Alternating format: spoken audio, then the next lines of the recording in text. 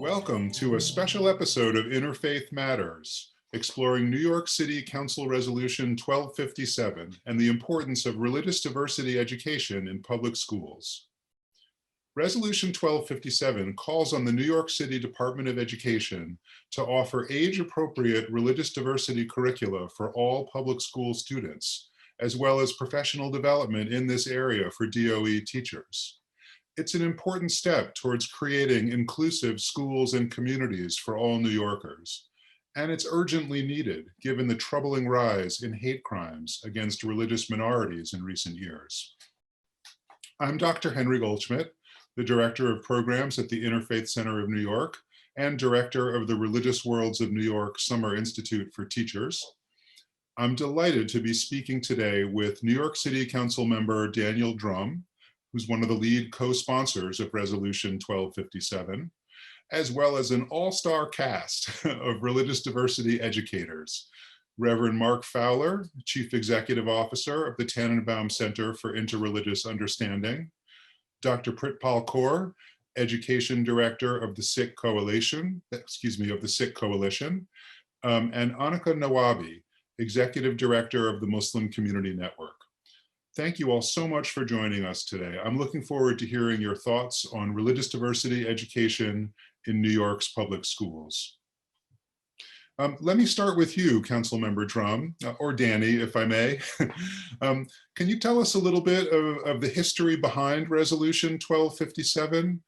What led you to propose the resolution, and what do you hope it'll accomplish? And also, maybe above all, I wonder if you can share a little of how your own experiences as a public school teacher before you went into politics, how your work as a teacher has shaped your focus and your work on these issues in the City Council.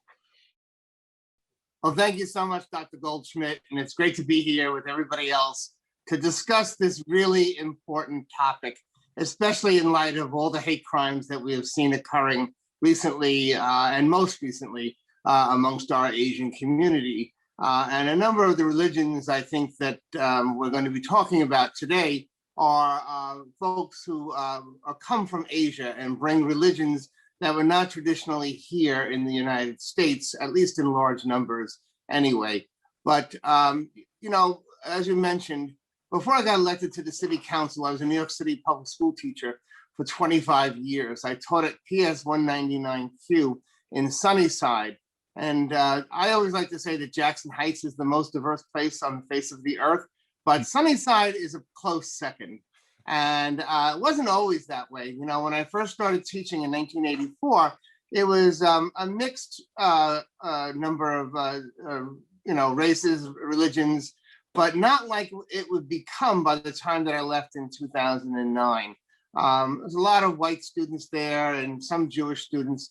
And so celebrating the holidays, Christmas and Hanukkah or Passover or Rosh Hashanah were things that sometimes we discussed, mostly Christmas, but sometimes we got to some of the Jewish holidays as well, particularly because we had those days off.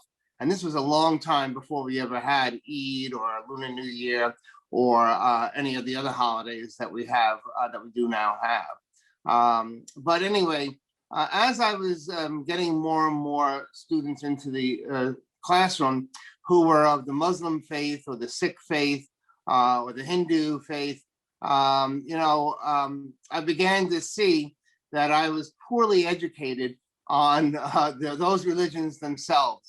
I had grown up as a Roman Catholic in the Catholic Church. I went to Catholic school, and so almost everything that I learned really was through that lens. And certainly it was very little diversity back in those days. I'm 66, and I think age plays a part of it, but it was just something that I had never really learned about in school. But what really kind of motivated me to learn more about these different religions of the students who were coming into my classroom was an incident that occurred when a young Sikh boy was after school, I was coming out of a delicatessen, and there was a group of other boys who were right behind him. And he was new to the class, and the boys that were behind him grabbed his turban and ripped it off. And I felt so horrible. I mean, my stomach sunk, and I didn't know what to do, but I knew who the boys were. So I went back into the school building, and I told the sick boy to come with me, and we reported it to the principal. And I will say the principal handled it responsibly in terms of getting in touch with the other boy's parents and even the boy who was the victim of this harassment. But as a teacher, I would have liked to have had more information about the Sikh religion. I did not know about it. I didn't really know, why he was wearing a turban, for example. I didn't understand that at all. But it was on my shoulders, really, that I decided to go out and to learn about other religions, non-Christian religions, and to try to get an understanding for that. And so throughout my career, I could, list a whole number of examples of my misunderstanding, my ignorance on religious diversity as a teacher. Yet I saw more and more kids coming into the classroom that were, Hindus, Sikhs, and Muslims in particular. That's really what motivated me when I became chair of the education committee. If we want to talk about tolerance and teaching tolerance, and that's one thing, tolerance, acceptance is another thing. I recognize that as well. I think what we have to do is to start young. We have to teach children at a young age to unlearn some of the things that they have in fact learned in terms of hatred for those who are different. And then, having been an LGBTQ activist and coming out as a gay teacher was something else that really led me to want to, teach religious diversity and religious tolerance, because I know, how I was treated as a youth because I was different. And so I could relate those things. And that's really what led me to write this legislation. Thank you, Danny. And now let me turn to our all-star cast of diversity educators, Pritpal, Annika, Mark. I wonder if you guys could say a little more about the problem of bullying and hate crimes experienced by public school students and others, of course. But I think, Danny's example of a sick kid with his turban pulled off really highlights the importance of this issue for public school students from minority religious communities. What have you guys heard from the young people in your own neighborhoods or in your faith communities or the schools that you work with? And how do you think Resolution 1257 and improved religious diversity education will help to create a more inclusive school environment for everyone? I guess let me go first to Mark. I guess we'll go alphabetically. Fowler, you go for the moment. I was hoping you were going to go with first names and Annika would be up first. So first of all, Henry, thank you so much for inviting me to participate. And it's a real pleasure and a privilege to have this conversation with my colleagues. I would say that in Tannenbaum's work, we've been working in the area of religion and diversity education for over 20 years, providing curriculum and providing training for teachers and after-school educators and educators more broadly defined around how to teach about religion and the impact of creating an inclusive environment. When I think about the role that bullying plays in this, I do want to make the point that I think bullying is the end result, and that we're trying to kind of push the line back. So, when it comes to some kind of physical altercation or cyberbullying or even in-person bullying, that's actually like the result of a much longer history of both, in some instances, ignorance, but also some instances of training, of young people being indoctrinated to understand that there are people, because of their religious beliefs, who are less than them, or less human than them, or should not be afforded the same rights that they have. So I think that, in talking about Resolution 1257 and its potential impact, it stands to actually redraw the line of where we see the importance of educating about religious differences, not just to avoid physical bullying or physical contact or negative behavior. And I think that that's an important context for us to hold with the possibility of a resolution like this. I too was a public high school teacher here in Brooklyn. I taught at the Brooklyn Comprehensive Night High School. I was an English teacher there, and I was the coordinator of student affairs.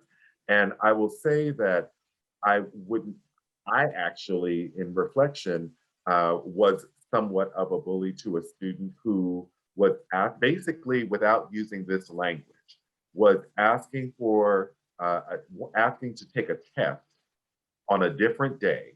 He did not explicitly say what the religious holiday was that he was celebrating, and this was a night high school, and I didn't give him that accommodation.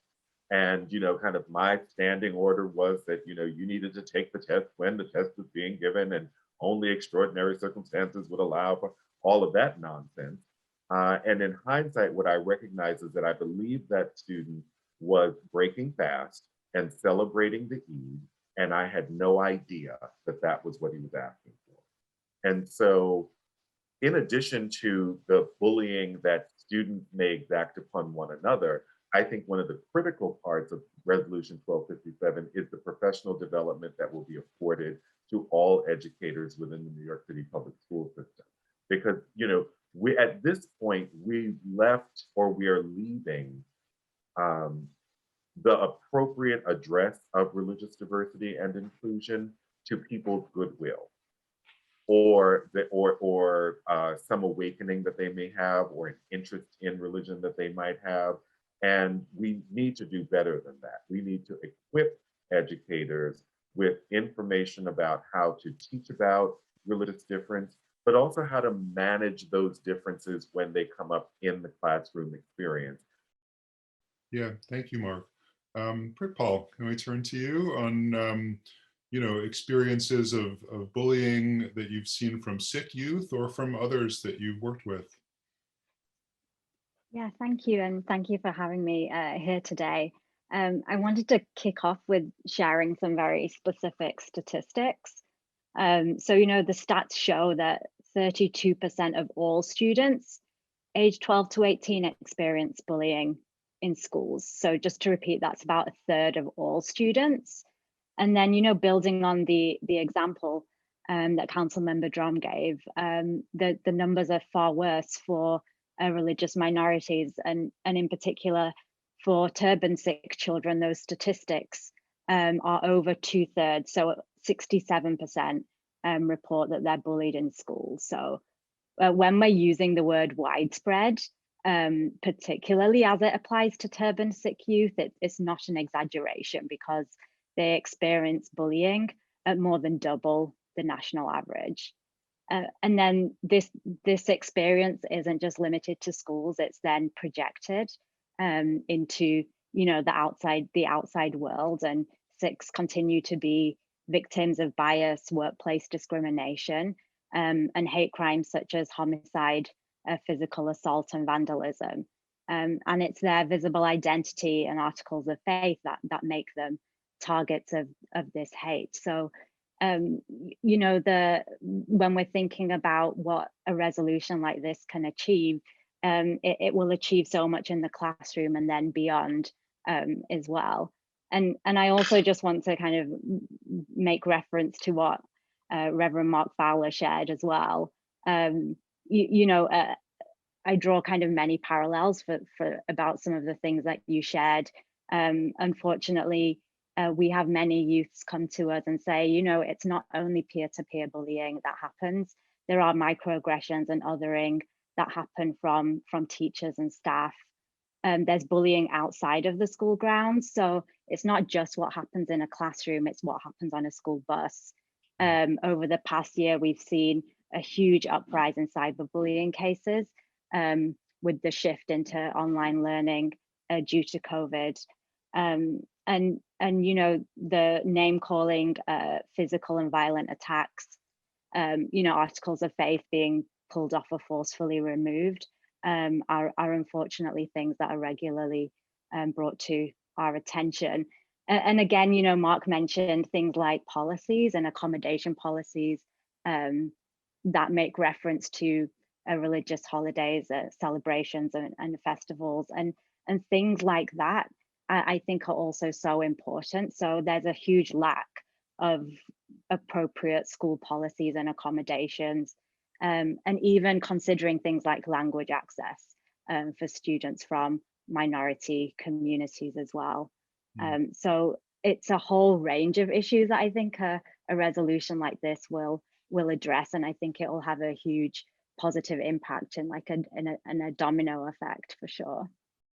Yeah, thank you, Pritpal. And yeah, I appreciate both of your pointing out that, you know, I think we lose half the picture or more than half the picture if we think of bullying as just something, you know, between two kids in the schoolyard or something. There are these larger structural forces, and there are, you know, inappropriate comments or behaviors from teachers or administrators sometimes. And there's the whole question of school environment that we're trying to change, not just, you know, small interactions on the schoolyard.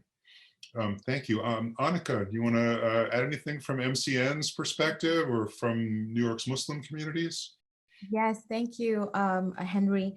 I want to, you know, just preface this by saying that it was really the legacy of the last 4 years of the federal administration that really spurred this conversation with Danny's office about getting a resolution like this passed, because we had seen a rise in, you know, hate crimes, as well as the targeting of you know, the Muslim communities, as well as other religious minorities by like the top federal administrators of this country. And so that is really what spurred us to, you know, get Resolution 1257 out into the City Council.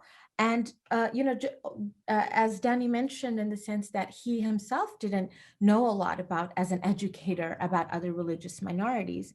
And the facts back that up, because a 2015 poll from the Public Religion Research Institute shares that 58% of Americans know nothing at all about Muslim Americans.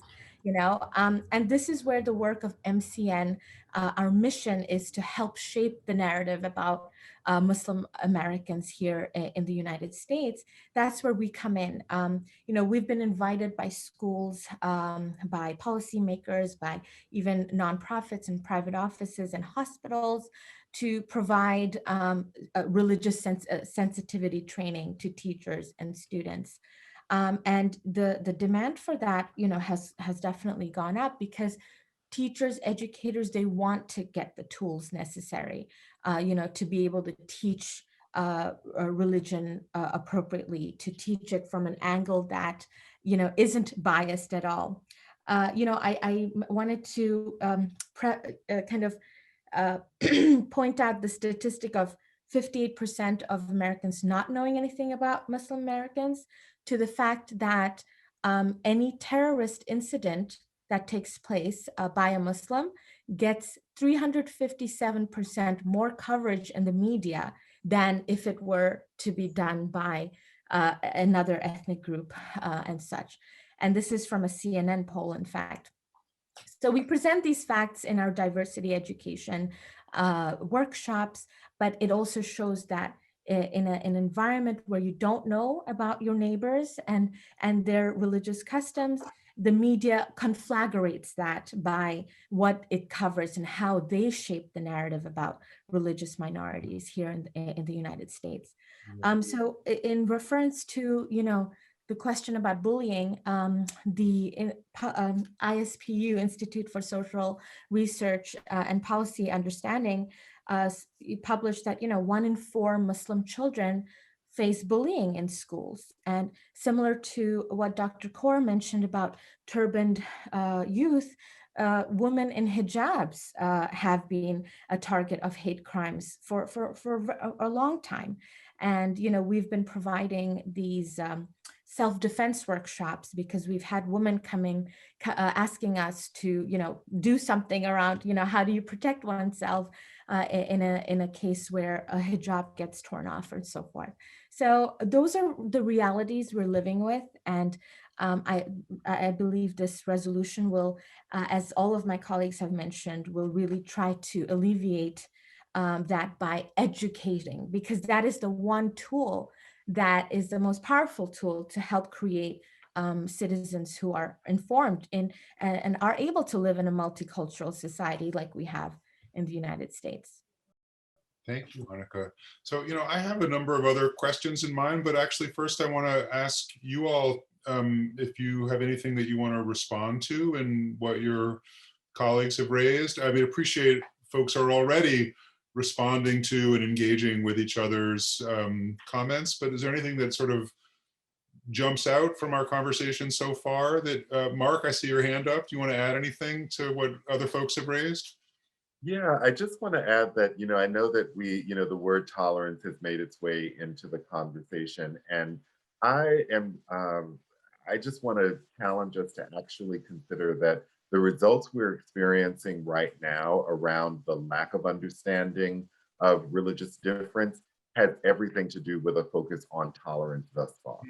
That our kind of aspirational goal in the educational system, in workplaces, in healthcare institutions, the places where Tannenbaum does its work, has been historically, let's just kind of get along and not know anything about one another. And if you happen to be a religious minority, then you should just be satisfied with what you get. And that if we're not exacting violence upon you, then don't complain. So there really is a cultural relationship with this idea of tolerance. And I do recognize that in other parts of the world and even in other languages, the word tolerance has far more implications for acceptance and understanding. But in the United States context, it does not. And I do think that in conversations around religious diversity education, around professional development, we actually want to frame these conversations around building respect for difference, inclusion, belonging, and kind of give tolerance its due and thank it for its contribution. But really, we need to move beyond that. Yeah, thank you. I think that's really an important point. The idea of tolerance, like you tolerate something that you're basically not in favor of, but you can learn how to deal with it. You can learn how to put up with it.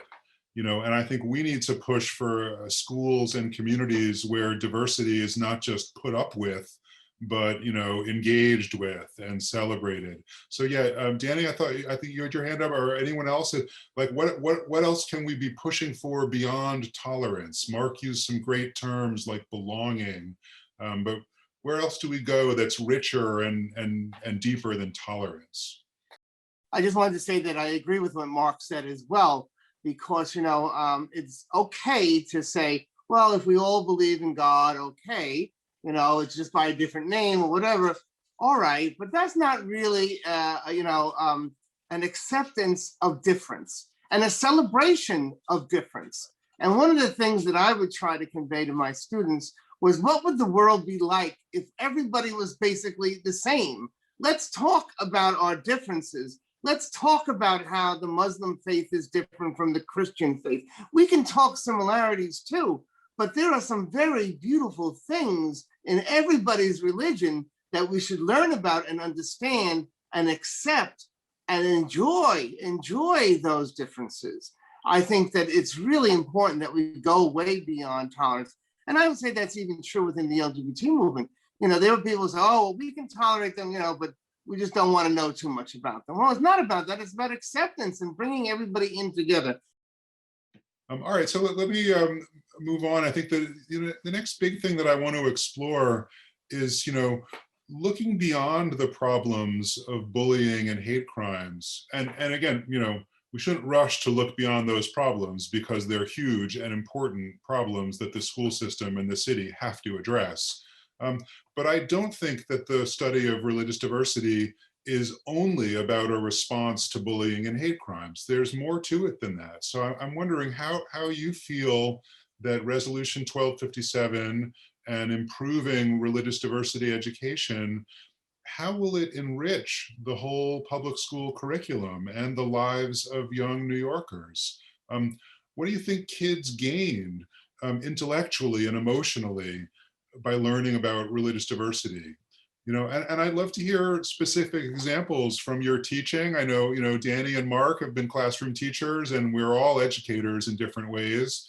You know, how do you see students react to learning about religious diversity and the kind of richness of the diversity around them? Danny, go for it.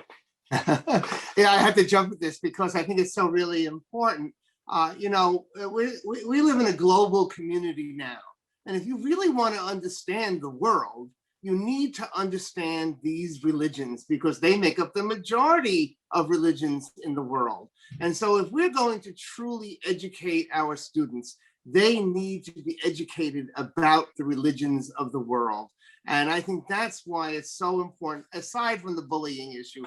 And actually the bullying issue is one motivating factor for doing this, but also preparing our students for the future. And it helps our country, the United States of America, for us to have this understanding of the world's religions. And I think that's really one of the major reasons why it's so important to educate students on religious diversity. Thank you. Annika, is that a hand up or?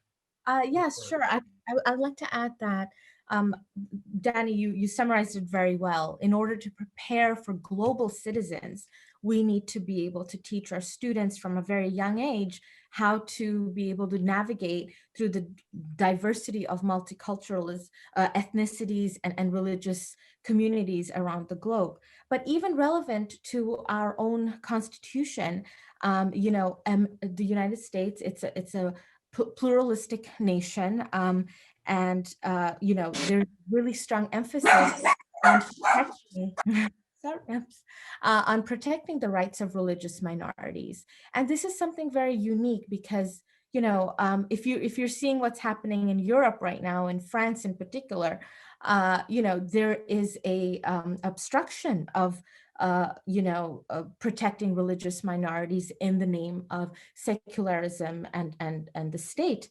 But in the United States, it's so core to who we are as a nation that it goes back to teaching the principles of the Constitution, really, in my opinion. So that's why I think beyond the bullying, it's important for this type of education and training to take place. Thank you. Mark or Pritpal, anything else you want to add in? Yeah, I'd love to add, and I'd love to build a little bit on what Annika just shared. So, you know, I think I'm very, I've been very much a student over the past year of the work of Dr. Khyati Joshi, who is a professor of social justice education at Fairleigh Dickinson University. And she published a book last year called White Christian Privilege, The Illusion of Religious Equality. And I do believe that, you know, the point that Annika brings up is really important because there is this policy around who we could be as a nation, and then there's the actual practice of it. And I think that we've seen probably as glaring examples to the challenge of pluralism, because that pluralism was not necessarily enshrined for everyone. And it certainly did not consider all of the diversity that we see being practiced in the United States today. And yet it is still our foundational principle, which we have not changed. So I do think that there is this very fertile ground for the possibility with Resolution 1257 to ground young people in those core beliefs, but also to give them example of what it is to practice that and what it means to actually be a citizen to another person. And I also want to say that, you know, Tannenbaum does its work in education, but we also do work with global corporations, with healthcare institutions, and we raise the profile of the work of religiously motivated peace actors around the world. And when when we talk about like the future is now. The world, Thomas Friedman wrote the book, The World is Flat. And so, we no longer, and certainly COVID-19 and other factors, the intricacies of our economies, it's very clear that we are not disconnected from one another.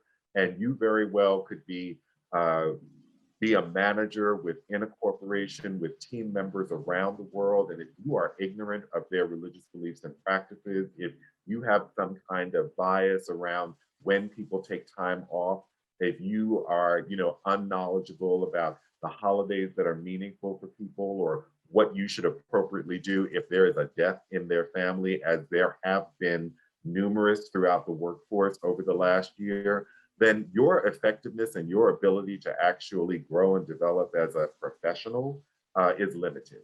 And I do think that whether we agree or not about the Common Core, its focus was on college and career readiness.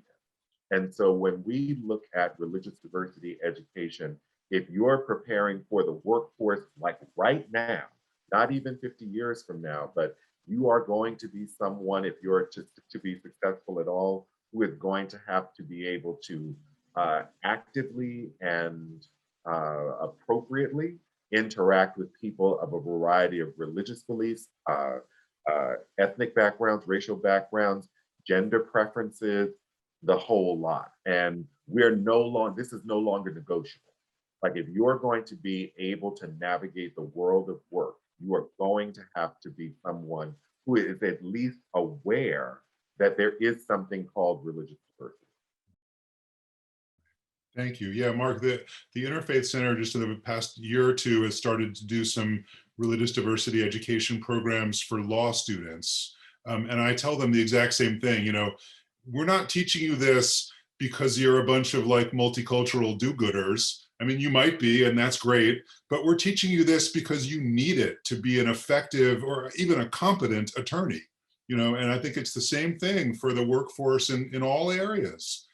Kids and K-12 as well as law school, they need these skills to be a successful part of society and in the economy.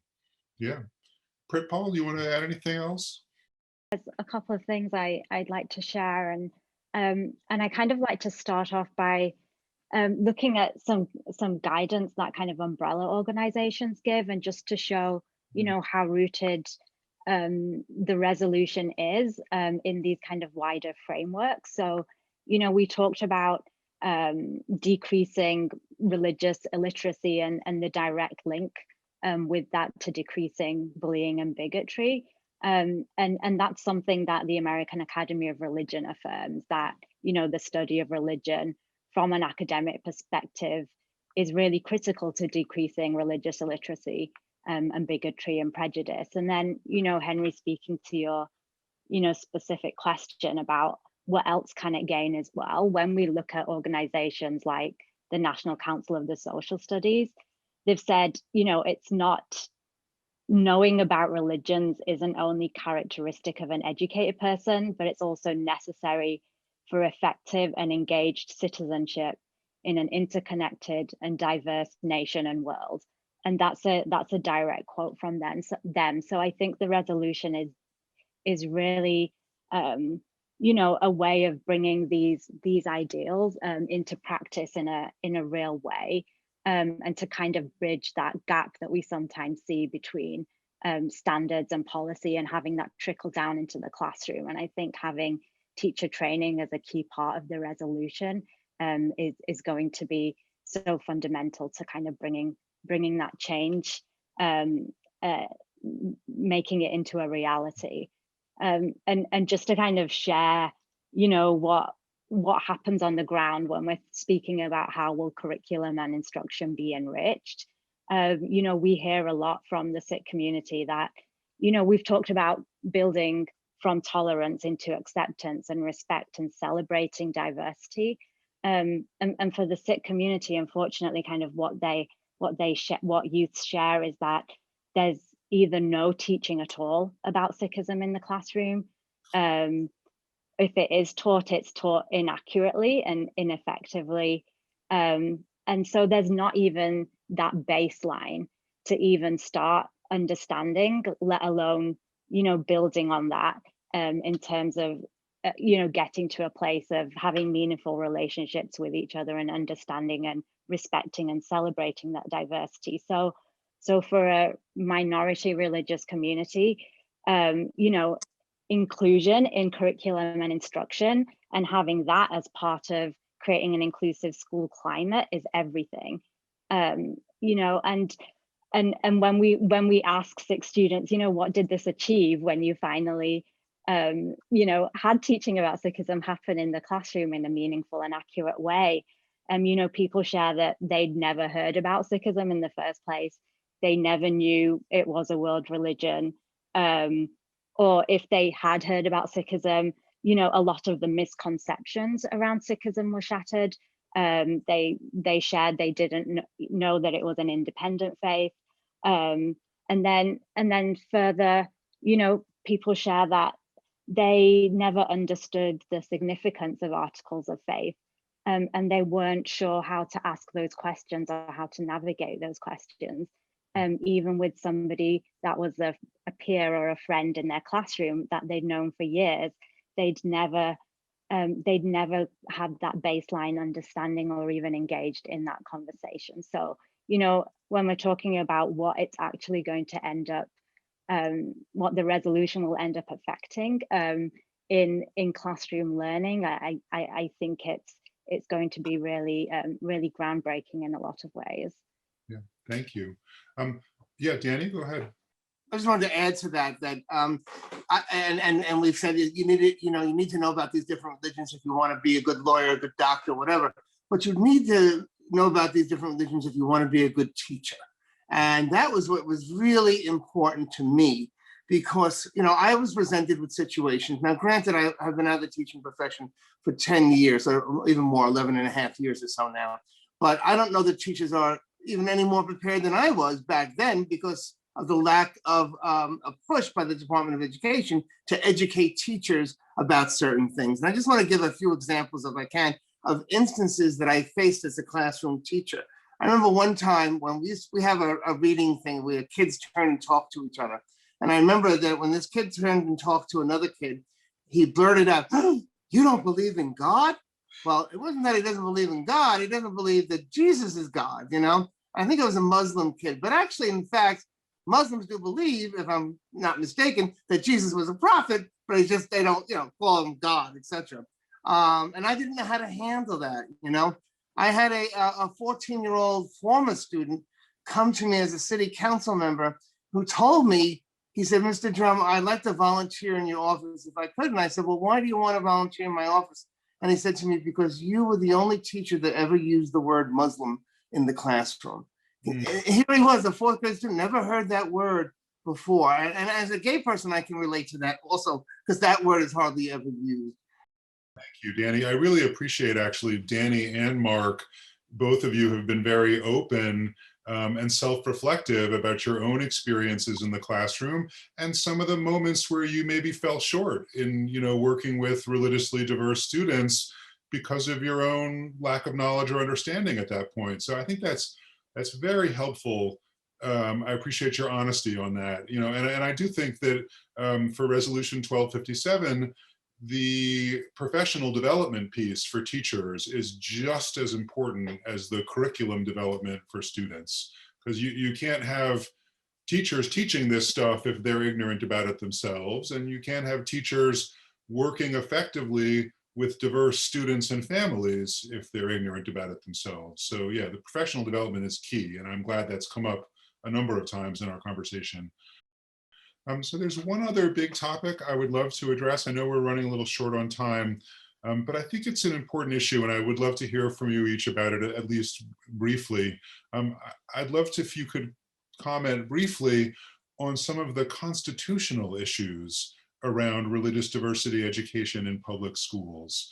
I have another statistic to throw in on this, which always amazes me. A 2010 survey by the Pew Forum on Religion and Public Life found that 64% of Americans mistakenly believe that it's unconstitutional for a public school to offer a course on comparative religion. they're wrong about that. It's a misunderstanding of the Establishment Clause of the First Amendment. But I think that their concerns are real. There is a real and very legitimate concern that teaching about religious diversity in the public schools can kind of shade in to imposing religion on students, which of course is the furthest thing, I think, from any of our minds and the furthest thing from Resolution 1257. But, briefly, I wonder, how can we as educators reassure New Yorkers that religious diversity education in DOE schools will respect the separation of church and state, or mosque and state, Gurdwara and state, any faith community and state, and will really honor the values of both religious and secular public school families? Like, how do we do this right within the boundaries of the Establishment Clause? Pritpal, yeah, and briefly, because I think we're short on time, but go for it. Sure. And just very quickly, I wanted to share that there's really effective guidelines for teachers to tackle this constitutionally from the Department of Education. And I just wanted, I'll very quickly just quote a few of them. So the school strives for awareness, not acceptance, that it sponsors study, not practice, that it exposes students to a diversity of religious views, but doesn't impose them, that it educates about religion, but doesn't promote, and that it informs about beliefs, but doesn't seek to conform students. So I just wanted to share that kind of basis, that the guidelines that are offered to schools in approaching this. And important to flag that those guidelines have been developed over decades and are sort of widely shared nationally by leading educational organizations. Like, it's not a new issue. It's something that educators have been working on successfully for decades, how to teach about religion effectively within the bounds of the Constitution. So, and we'll include links to those guidelines when we put out the podcast. Mark, Annika, Danny? I just wanted to put in that, at least 20, maybe 25 years ago, there was a study done in the Modesto, California school system where they were piloting a world religion course that they made mandatory in the 9th grade curriculum. And in the research and in the responses from students, what they found was that students who participated in the course, a large majority of them actually grew to appreciate their own faith tradition more as they were exposed to and began to understand the faith traditions of others. And so, and that's one of the statistics that I don't hear enough about, that in the presence of information, people don't necessarily abandon their beliefs, but there is the dynamic where it strengthens their own beliefs and they actually find more alliances with people from other traditions. I would say that there's probably more room for the exploration of religious difference and more benefits than we actually talk about. Thank you. Annika? And then maybe I'll ask Mark to have, or excuse me, Danny to have some closing remarks. I just want to back up Mark's study with actual evidence that we've seen in our interfaith work. We had taken students from the Christian and Muslim faiths on an interfaith trip last year to the Rose Castle Foundation. And all the students, some of the parents were a little, they were like, oh, they're going to a Christian, institution to learn about interreligious peace building. But in fact, all the students came back from our cohort, the Muslim students, saying that they also felt much more renewed in their faith. And that being able to get exposed to other religions helped them understand and deepen their own understanding of their faith. So just backing up Mark's point there, that it is absolutely true that by teaching and exposing students to this, it goes back to, again, building more better citizens equipped for the world. Yeah. I would also add the same thing, I think, for secular students. I mean, I appreciate, and I agree 100% with Mark and Annika, that for students of faith, encountering other religious traditions very often strengthens and deepens your understanding of your own faith. But for secular kids as well, being exposed to the religious diversity around them, gives them a better understanding of whatever their values and cultural traditions are, whether it's, religious or otherwise. You know, engaging with diversity just strengthens us all, no matter where we're coming from. And without trying to convert us into anything that anyone else is. Danny, do you want to close us out? Maybe a little more reflections on Resolution 1257, where the initiative is going from here, and what we hope to accomplish in the City Council. Sure. So I think I also just want to say, I think that the resolution is not about, we're not teaching theology. We are teaching an acceptance for the diversity of the various religions, which helps prepare our students for the world and for global citizenship, as has been said before. The next step is that we've got to get through the council, and I would encourage folks to write letters to the speaker. I think that he's friendly on this amendment, but I think the encouragement always helps. And of course, my phone would go off right at the moment that I'm speaking. But I think that any type of outreach that they can do to their council members and or to the speaker of the City Council will help to move this along. And I look forward to being able to pass this as we move down the road. All right. Thank you, Councilmember Daniel Drum, Annika Nawabi from the Muslim Community Network, Reverend Mark Fowler from the Tannenbaum Center for Interreligious Understanding, and Pritpal Kaur from the Sikh Coalition. And again, I'm Henry Goldschmidt, the Director of Programs at the Interfaith Center of New York. It's really been a pleasure talking with you. It's like hanging out with friends and colleagues, and talking through some important stuff. So this has been an absolute pleasure. This has been a special episode of Interfaith Matters, exploring Resolution 1257 and religious diversity education in New York's public schools. This episode of Interfaith Matters was guest hosted by me, Henry Goldschmidt, and was edited by our executive producer, Kevin Childress. Learn more about us on our website at www.interfaithcenter.org/podcast. And as always, thanks for listening.